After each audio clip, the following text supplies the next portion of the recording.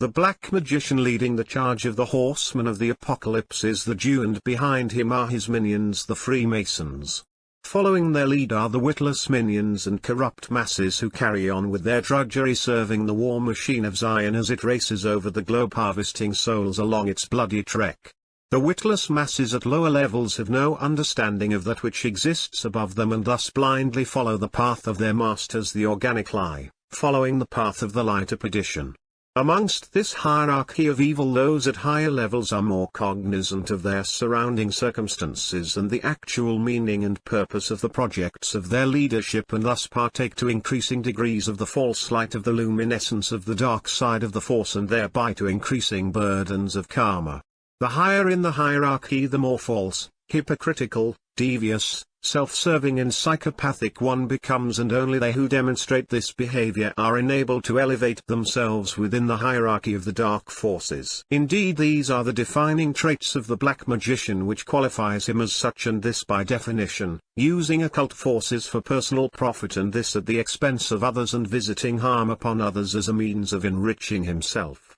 The constellation of traits defining the black magician are as follows: mendacity, the propensity toward habitual lying and misrepresentation of fact; a cunning and guileful mentality, one oriented around a mercurial intellectualism; a finagling at a tactical level, the realization of his base ends; selfishness, which, on the flip side, may be conceived of as a complete lack of other regard, a devotion to the self in its phenomenal aspect and all that related thereto. Correlated with this is a propensity to be greedy, to devote oneself to the accumulation of the things of this world, be it famine or material fortune or both. Sadism is another defining trait, which is a form of their power madness and which derives from their egotistical personality, one might say megalomaniacal personality, all of that which gratifies one's ego and its power-mad obsession being this defining trait of the sadist, who derives sexual hedonic gratification through the abuse of others, and which underscores their general lack of regard for others.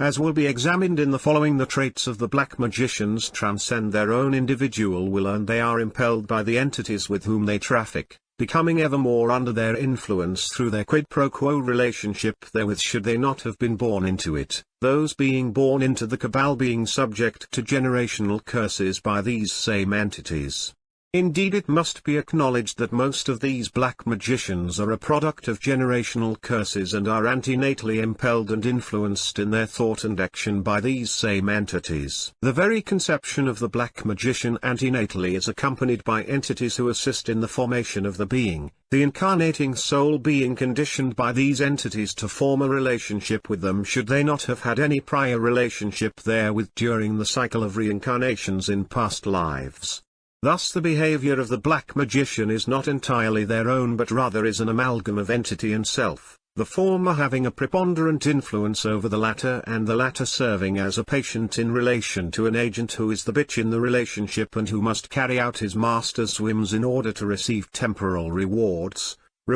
within the astral or specialized knowledge and instructions on this earth to enrich himself. Thus the behavior of the black magician is the behavior of the possessed, though exceptions to the rule might apply with the influence of the entities not being sufficiently strong to hold the personality of the black magician in total bondage, or even exert an influence strong enough to render the latter a passive figure in the relationship. The relationship of master and slave presumably works both ways, with the black magician being more or less dominant depending on the power he has accumulated in this or in past lives. The power source for the black magicians of this contemporary world largely derives from the Kabbalah of Jewry, which the tribe of egomaniacal despots has assimilated in his wanderings throughout the earth, and taking here a little, there little from the cultures of their host, and perversely synchronizing it into their own thing, and using whatever particular techniques and tactics to serve their own personal and tribal ambitions directed toward the world and its enslavement according to their dominion mandate. This mandate is simply a later codification of their conscious mind in theology, and they have sought to occupy and enslave the earth for millennia since their creation by the dark forces who they serve to this day, and from whom they derive much of their underhanded and devious tactics. The Kabbalah, some have claimed, only became of mature formulation by Isaac de Loria during the Middle Ages, and was a syncretic byproduct of the theft of the German Kala, Middle Eastern and Mediterranean earlier syncretisms and organically derived spiritual practices. The earlier Egyptian Kabbalah was undoubtedly plagiarized and assimilated into that of the later Hebrew and that of Babylon, and before that its geographic antecedent Sumer, which was subjected to a like treatment. The various spiritual practices of various subgroups of humanity had become syncretized along the Silk Road by the merchant caste and their elective affinities between diverse groups, their common bond that served as an earlier template for modern Masonry and one of its exoteric formations in the religion of Christianity, spiritual Israel. Thus through the rootless cosmopolitan traders of the Near and Far East a combination of diverse races and cultures were melted together into the Jewish type of Mammon worshipper. However, the Jewish type pre-existed this formation and coalesced into an extension of this formless mass of globalism, expanding itself in power and numbers tumescently over the globe and spreading its black magic with it, penetrating as a parasitical symbiont into the host body of nations and assimilating them into itself. The origins of Masonry are shrouded in the mists of time, but there has been in existence a certain form of Semitic black magic that has plagued the earth since the time of Egypt and Babylon and now appears in modern Masonry as Albert Pike's Morals and Dogma and Manly P. Hall's The Secret Teachings of All Ages bear witness to. The modern syncretisms of black magic are not the original Masonry one might conjecture, but are subsequent distortions of the polar tradition of Atlantis and its Aryan founders, who had later been subject to Jewish infiltration as the usual modus operandi of the parasite for its symbiotic supplantation from power of its host. Nevertheless, to all appearances Masonry in its current form constitutes the blueprint of the black magicians, not only in their political praxis but in that of their magical practices, the two being flip sides of the same shekel of Jewish power madness and by extension the power madness of the Gentile Masons.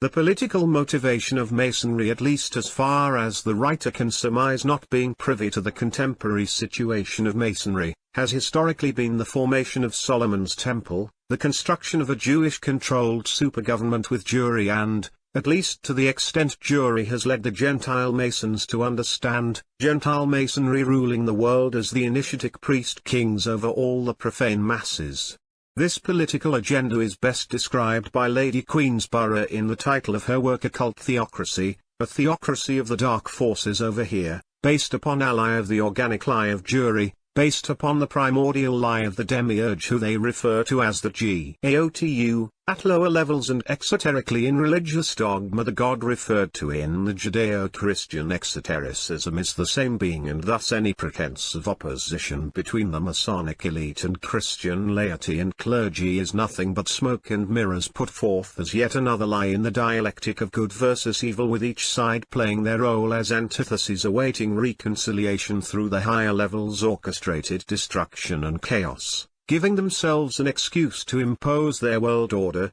their Masonic despotism, as the Protocols of the Elders of Zion speaks of. The tactics the black magicians employ to wrest from the hands of legitimate possessors of their own culture and identity so that the dark forces may melt down all distinct organic being in the furnace of their political alchemy are as follows: 1. Revelation of the method, 2. Double-blind, 3. Inversion, 4. Simulacra, 5. Trauma-based mind control, 6. Scapegoating or karmic cop-out. These are the staple of their repertoire of black magic tricks. In the first case, the black magician, in order to deceive their marks and dupes, attempt to cheat God in the sense of giving their mark an opportunity to avoid the harm the black magician seeks to visit upon them. Should the mark agree, the blame for the act of the black magician according to his own flawed logic transfers to his victim, thereby blaming the victim for his sins. The choice of harm avoidance offered typically comes in the form of a subtle and for the vast majority of people unknown meaning, or hinting at the consequences as the black magician would bring it into being to suit his selfish ends.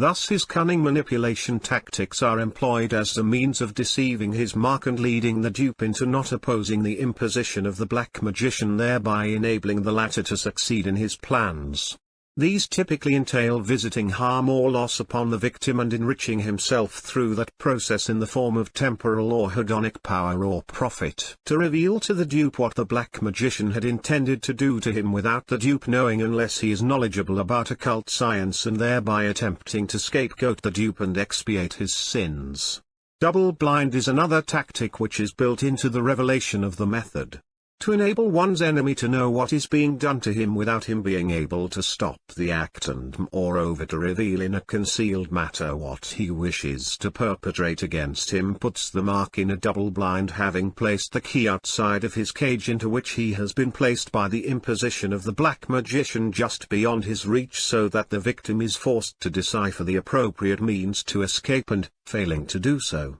is not only harmed but is displayed in his ignorance and made aware, however dimly, of the fact. A further tactic of the black magician is that of inversion. Reality as it is perceived by those they wish to exert influence upon is deliberately and certainly with malice of forethought distorted or modified in a way that leads their mark or dupe down a path of destruction most profitable to the black magicians. The mark is confused and deceived by false appearances contrived by the black magician, inverting reality in portraying that which is true as false or not real and that which is false or not real as true, and thus influencing the mark to act according to this misinformation and misrepresentation of facts. The false appearances the black magician screens themselves behind are simulacra by definition, an identical copy for which no original ever existed, a counterfeit or fake image of reality overlaid or superimposed upon reality, thus obscuring it. For a tactic which applies to all of the above in the occult war waged against the forces of light by the Judeo-occult forces of Judaism and Freemasonry, is that of trauma-based mind control.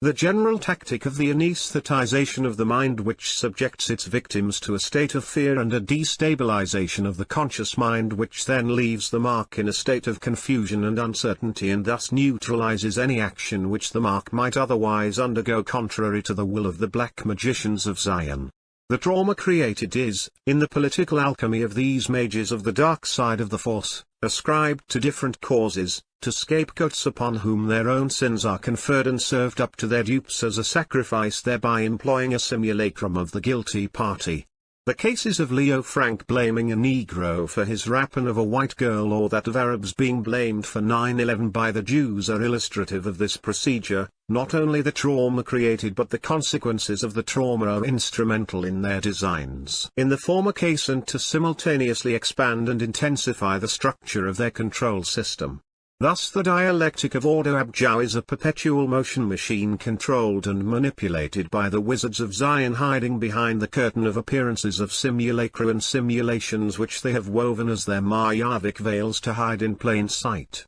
This is the mechanism of destabilization they employed as a means of wresting control from their hosts, blaming what they do upon others, and through this gradualistic means of ingratiating and providing false gifts to the rulers, taking over the Gentile nation from within as a symbiont merging with its host. Eventually the parasitical symbiont completely supplants its host in the positions of power, relegating the host to the slave caste, as was done in Egypt under the Hyksos or in the Soviet Union. Should they fail to ingratiate themselves with their host, they will then use proxies to do away with the host, blaming the host for what they do and keeping their hands clean, turning the lower class or foreign imports against the ruling class after rendering the upper caste corrupted and decadent, separated from the population. The masses of the Gentiles who have been hooked into the Judaist lodges of Masonry have become twice the child of hell of the Jew and are bound through ties of black magic witchcraft to the entities Jewry traffics with and who Jewry is presumably interbred with and servile to.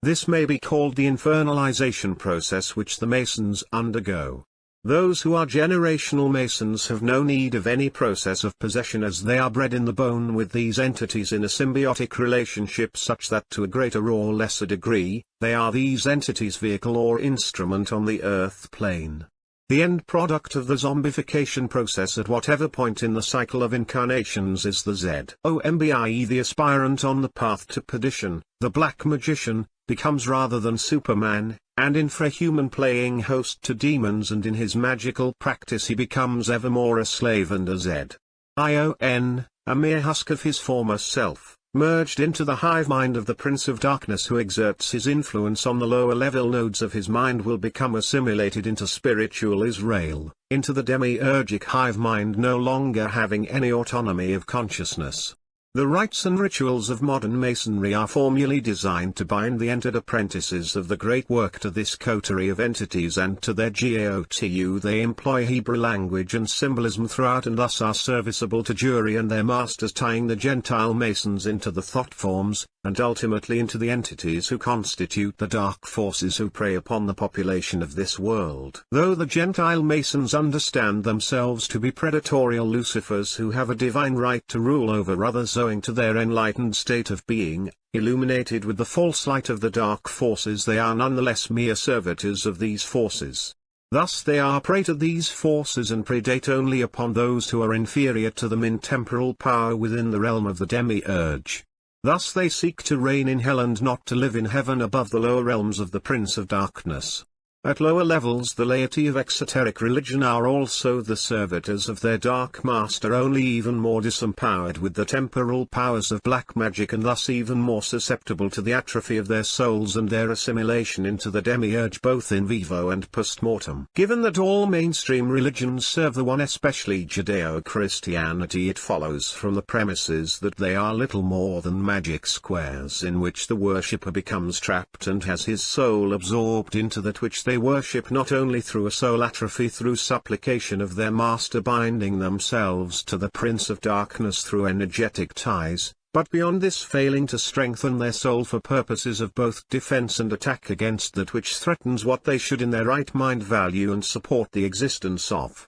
namely themselves as an individual and all of that which the dark forces threaten. Black magic is defined as the utilization of occult forces to harm others and to profit oneself. In and of itself this may not be a bad thing. It is only considered bad within the Judeo-Christian paradigm of values, the values of Magian morality, of good versus evil, wherein the good is portrayed as a pacifistic turning of the cheek and a pathologically altruistic doing unto others as they would have them do unto oneself. In other words, a refusal to defend oneself and an obligation to serve others without limit or qualification, save that they too subscribe to and uphold the Magian ideology of do unto others. Evil within this paradigm of Magian morality is defined as an active and aggressive behavior that harms others and or that does not help others. Hence, according to this morality of good versus evil, the black magician is per se evil. However, outside of the prohibition against the usage of magic in Judeo-Christianity, the ethics nonetheless accommodate the waging of Jubelum, at least within the theology of Thomas Aquinas, which became canonical for the Judaised-Roman Church. On this basis the usage of magic may be considered a tactic of the just war, though not being consistent with the prohibition of magical practice by Judeo-Christianity. According to a properly understood theory of justice, to employ occult forces to attack others in self-defense is just this according to cosmic law. Within the framework of cosmic law, that which destabilizes the harmony of existence is bad, or to employ a Judeo-Christian term, evil, and that which rectifies such a destabilization of the balance of justice is good. The Egyptian conception of Ma'at, weighing one's heart against the feather to assess whether one's soul will continue in the afterlife, applies and presents the idea in an image. The agent who draws first blood or violates the other is he who is blameworthy and thus deserves to be subject to an appropriate punishment in order to subjugate the harm that the black magician has visited upon the other. The karmic processes or cycles introduced by the black magician manifest in their ripple effect and radiate back upon the black magician through the myriad agents affected by the ripples. Hence all become attuned to God in time, and those who seek to transcend the bounds of time are nonetheless affected in some way during this process simply by virtue of living in time as a physical being, and are thus subject to the laws of spatio-temporality, of karma.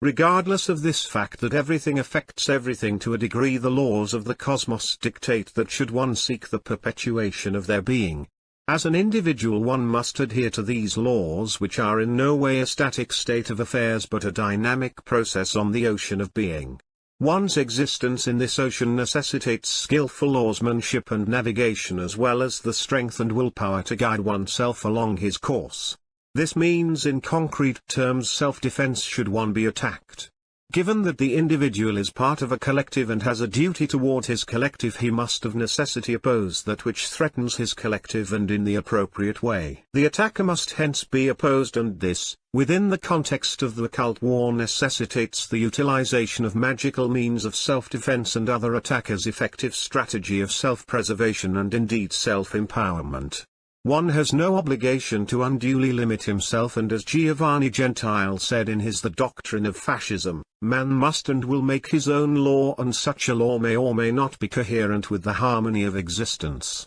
They who live in the truth live a just life in accordance with the sum total of being, and on that basis their lives are conducive to a greater overall harmony. Those on the other hand whose lives are discordant and cause greater overall harm than harmony are bad in the sense of the biblical conception of a tare or children of the wicked one. Hence the wheat or harmonious are good within the conception of cosmic law, and those who are the tares are bad. However, both play their role and have their reason for being, and thus develop through their actions the divine plan. Accordingly, and paradoxical as it may sound, the orchestration of chaos by the good against the children of the wicked one is itself good, as it conduces to greater overall harmony, that harm, being a negation of the negation and establishing a condition of potentiality to be something beyond a mere static inertia, a basis upon which to build one's own world, and this in accordance with the divine will manifesting itself through the will of the harmonious collective. Within the context of this world of the Prince of Darkness, that collective is the white race in the main and in potentia, and all the non-whites were capable of resonating with the divine will and acting harmoniously and justly, i.e. in accordance with truth. For the white race specifically, the 23 words are essential in their proper manifestation of their particular will. Being attuned to deity, they are both particular and universal. What is good for the white race is of the highest virtue, what is bad for the white race is the ultimate sin. Given that whites are they who by nature and in essence resonate with the sum total of being, it follows from the premises that what is good for the white race is the highest virtue, and what is bad for the white race is the ultimate sin. Ultimate insofar as this world is concerned, and any condition of harmony is to be sustained or established therein. Hence can be seen the compatibility of the ethics of Christianity and the 23 words of the creativity movement when understood in the light of truth. Both creeds adhere to a conception of the just war, and both creeds permit aggressive force only. In the case of Judeo-Christianity, it serves Jewry and their fanatical obsession with their dominion mandate and the destruction of the white race, and in the mandate for the preservation of white people inherent in the 23 words, positing the good of whites as the highest virtue and the antithesis. Accordingly, a just war must be waged for the preservation of the white race, and, given that only the willfully ignorant and weak adhere to a suicide creed, one must use any and all means to ensure their survival. This necessitates the prudent application of force, and given that the wise is no Judeo-Christian, he will employ magical means if overall beneficial to ensure his race's survival, and by extension his own survival as a member thereof, for to fail to ensure the survival of his race he ensures his own destruction. Tactically, one must develop himself into an able magician of his own in order to oppose the enemy which seeks his subjugation and ultimately his genocide as a collective racial group. Clearly Jewry and all of their allies seek the death of whites, and thus rational self-defense necessitates an appropriate form, and this is both physical and metaphysical, the former both an informational and physical warfare, the latter a magical. Given the scope and power of the globalized police state of Zion, one would be foolish if he did not have at least as great power to attempt to physically oppose the enemy, and when the enemy makes informational warfare illegal, magical means are the most effective recourse as a form of defensive attack against the belligerent enemy. For those not initiates and not versed in the practice of magic, it is indeed a difficult matter to understand the appropriate path of magic one must follow, and to understand how to follow it. Hence he must simply either come upon they who are the adepts who might guide him along the path, else stumble haphazardly in the dark and experiment with that which he has a lack of understanding of, hoping by trial and error to puzzle out solutions to the problems. Of course there exist grimoires and books available containing basic principles of magical practice, and these must be consulted as an imperative should one wish to guide himself prudently along life's course and be effective in the occult war. avoiding the potential harms of the entities of the enemy assailant, protecting himself against the enemy and actively striking out at the enemy through effective magical means. Such sources as Joy of Satan Ministries and Armanism are some of the few known sources of non-Judeo-Magian occultism available to the writer. The Masonic and Jewish Kabbalistic literature he would evaluate as serviceable to Jewry and the entities with whom they are bound, and thus an ineffective path, veritably entangling oneself in their spiders' webs and allowing himself to become subjugated by the enemy by attempting to use the enemy's weapons upon them, which are designed to service the enemy and not the enemy of his enemies, namely himself and his folk. Joy of Satan Ministries may very well be a contrivance of the Cabal. Its magic is a constructed synthesis of various to all appearances non-Judeo-Christian magic, from the runes to yoga and other methods of psychic attack, energy work and ritualistic cursing of the enemy. Though this virtual organization may have its value, the writer unfortunately regrets he is not able to claim its legitimacy and certainly doubts its authenticity as regards original Aryan practice. 9. Ernst Schertl's work Magic, History, Theory, Practice is a basic guidebook for presumably authentic spiritual practice of a left-hand half variety, though it is inadequately detailed to serve as a comprehensive work. Apparently Adolf Hitler annotated portions of the work and was mentored by Schertl according to some claims. The Armanists with whom the National Socialists were affiliated may very well have been authentically Aryan occultists. However, what little remains of their publicly available works is not a sufficiently detailed corpus to provide one with an adequate guide to practice and to develop oneself into a powerful occultist in the war against the rabbinate and their affiliated black magicians. Such works as Holy Rune Might, Siegfried Adolf Kummer, The Zenith of Humanity, Rudolf John Gorsleben, The Secret of the Runes, Guido von List and others also serve as basic primers to develop some level of capacity, but do not go beyond a basic level of runic yoga and similar rudimentary practices. Adolf Hitler critiqued these venerable greybeards in Mein Kampf, presumably referring to von List, but his association with the SS Black Order and Thule Gesellschaft is not known in any depth to the public as far as the writer is concerned. The Magical Series Introduction to Magic by the Group, which was under the aegis of Julius Evola, also provide a fair amount of general and properly called introductory material, but don't go into any depth in terms of practices that can either defend oneself or others or attack one's enemies. Hence they are more theoretical than practical. The conceptions in Evola's works, the metaphysics of sex, appear valid and are represented in the works of Miguel Serrano,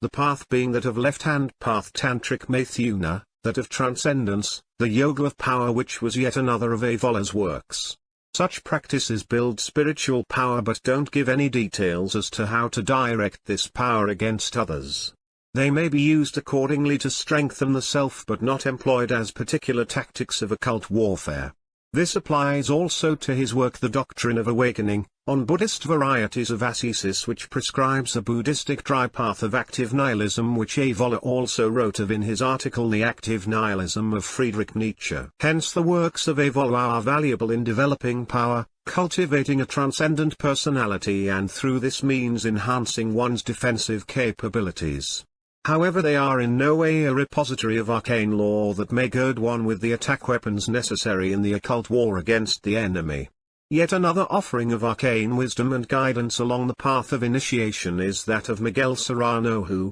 being an initiate at a high level of Armanist lore, presented various techniques and means of developing oneself according to the Polognosis of ancient Atlantis. 10. However, he was not too forthcoming with any sufficiently detailed works that enable one to engage in the war against the black magicians of Zion. His Armanism is presented in Trobarclus in the main and is oriented toward the magnum opus of self-development, of attaining immortality, immortalizing the perishable aspects of the soul through a similar integralist path to Guénon and Evola, achieving the Rubedo phase of Hermetic alchemy. Serrano does not prescribe any tactical advice either, and this is probably a deliberate policy of adherence to his code of ethics of not casting pearls before swine, not allowing the profane access to the mysteries that would enable them to pervert the arcane lore of the tradition. This mistake of allowing unworthy elements into the mysteries had been made in the past, and the Jewish black magicians have been the result of admitting into the mysteries they who were unworthy of the higher knowledge properly so called.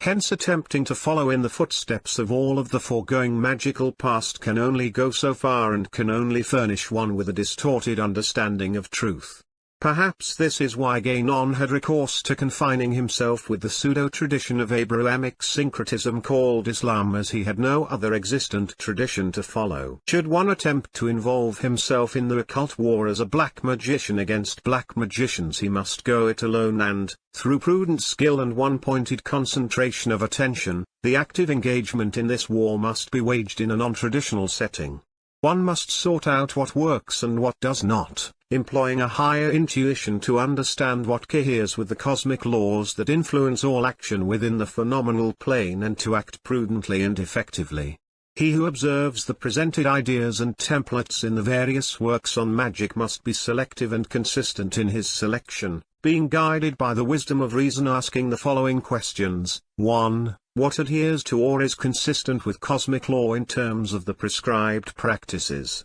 Does it resonate with oneself and one's understanding of being? 2. Has one, as a precondition of asking such a question, placed himself in a certain state of mind and body such that his higher intuition enables him to answer this question, to make a proper selection of materials that 3. Strengthen one as a blueprint for the building of the armor of the living God that he is in potentia, and 4. Gird one with the battle axe and weapons of war necessary to fight the occult war against the enemy. The various works outlined above serve as a starting point along the path of developing occult power and influence. The occult war continues to this day, reflecting the cosmic war of extraterrestrial origins has culminated in our present time and epoch. We, being agents of karma, incarnate souls who have made a voluntary choice to enter into the octagon of this ultimate fighting championship, must wage war to the best of our abilities against our foe. This means fighting at all levels and dimensions of our being and against our enemy in the most effective way. Taking up pea-shooter firearms and attempting to charge machine guns and tanks is the height of folly,